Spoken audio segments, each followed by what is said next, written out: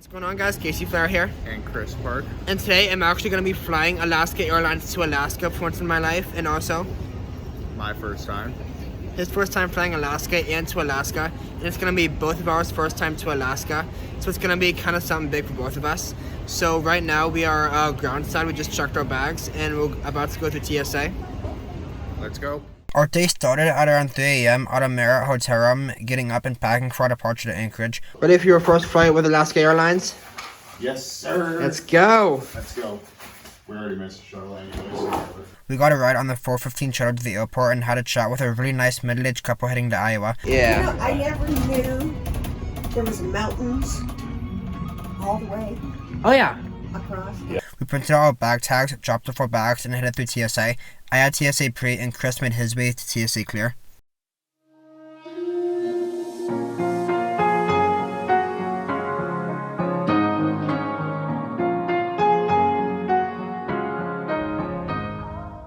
We had about 20 more minutes to get into our boarding, and we were departing from the end gates, so I went ahead and took Chris to the Alaska Airlines lounge in the end gates. We got there a few minutes early, so there was a line there waiting for it to open.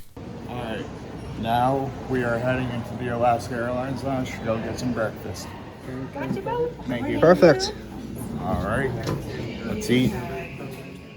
I've already given the lounge an overview in my trip report where I reviewed First Class on the Alaska Max 9, so I won't waste your time here to do it again. I'll put a link to that video in the description if you're interested. However, unlike last time, it wasn't dark, so I could actually watch some action outside. So how's the lounge so far? Pretty good. Pretty good. Just have to wait something before the flight.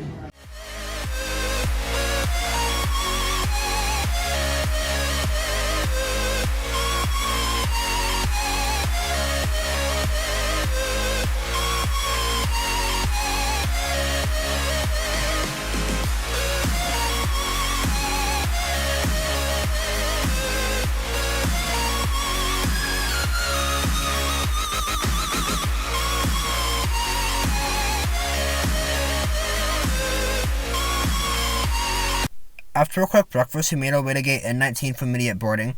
We were a little late to the party, so there was a line in the jet bridge, but soon enough we made our way to seats 3D and F. The first class seats have a pitch of 41 and the width of 21. On the center armrest there are 2 complimentary bottles of water as you board, 2 universal power beneath it and in front of it, as well as a pull-out tray. November 293 Alpha Kilo was our aircraft to Anchorage, and she was delivered brand new in September of 2018. I connected the in-flight Wi-Fi, and unlike JetBlue, you have to pay $8 for the entire flight. However, we did get a text notification saying that the Wi-Fi wouldn't be working on this flight, and it seemed to be working just fine right here for what it was. You can also get a free text pass to text during the entire flight. On the way up there, weather conditions on arrival in Anchorage. Winds out of the south about 15 miles per hour, light rain, and forecast skies. And just as the last bags were loading and some inbound aircraft were clearing the alleyway, the captain came on and we were pushing back on our way to the final frontier. Before we can push, that's the delay for us at the gate here. Once they pass us by, we'll be able to push and get you out to the runway. Do appreciate your patience.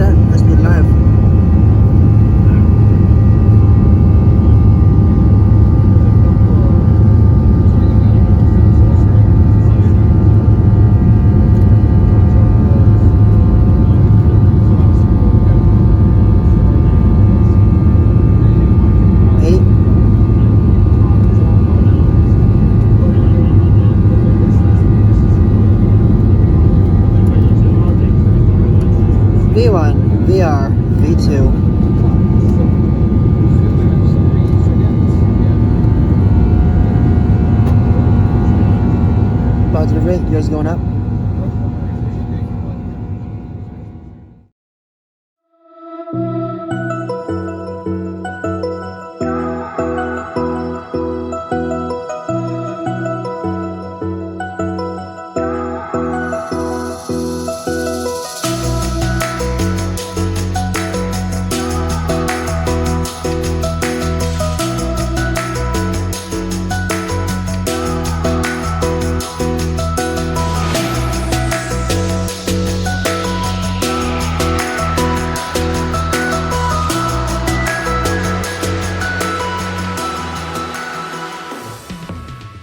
As we worked our way over the Olympic Mountain Range, out of the US airspace and into Canadian airspace, we saw places like Port Angeles, Washington, and started to see Vancouver Island, making us look even more forward to what's coming up.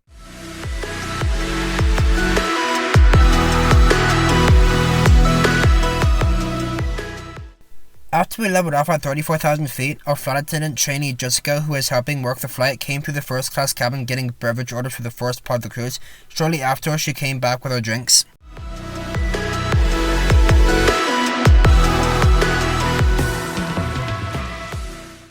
She then came around getting orders for the in-flight meal. I had to decline that because if you are a regular viewer, you will know that my picky appetite isn't a fan of Alaska's meal choices.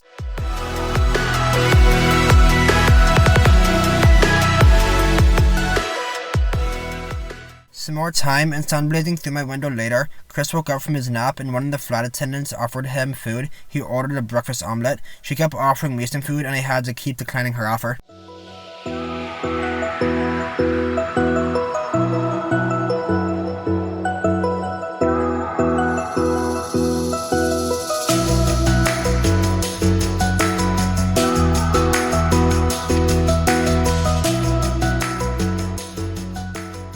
And some more views and meal declines later, our dear friend Jessica came around with a basket of snacks.